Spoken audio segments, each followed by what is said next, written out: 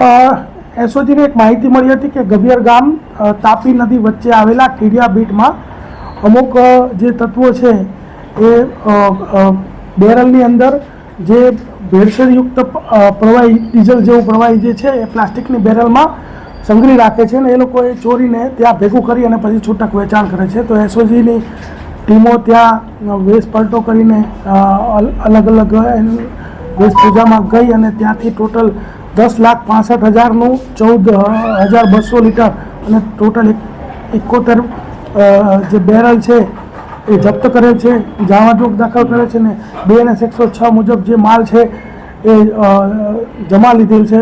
તેમજ જે ત્યાં આજુબાજુ જે મજૂર એક બે મળ્યા એને પૂછપરછ કરતા આ જે તમામ જે પ્રવૃત્તિ જે છે એ રાજેશ પટેલ, તેજસ પટેલ તેમજ જેમિસ કરીને જે વ્યક્તિ છે આ લોકો ચલાવી રહ્યા એવું પ્રારંભિક માહિતી છે. અમારી તપાસ ચાલુ છે.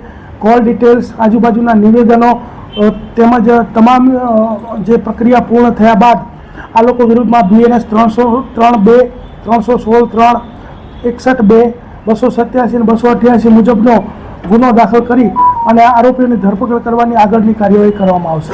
કેટલા વખતથી કરતા હતા, કઈ રીતના કરતા હતા? 5 વર્ષથી આ લોકો કરતા હતા અને અગાઉ પણ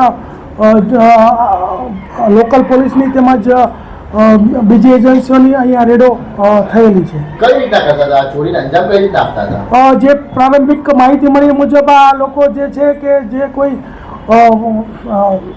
ડીઝલ જે જતું હોય છે એના જે કન્ટેનર હોય છે એમાંથી આ ચોરી કરી અને આ રીતે ખાનગી રીતે બેરલોમાં સંતાડીને રાખતા હતા અને ત્યારબાદ તેઓ માછીમારોને છૂટક વેચાણ કરતા હતા.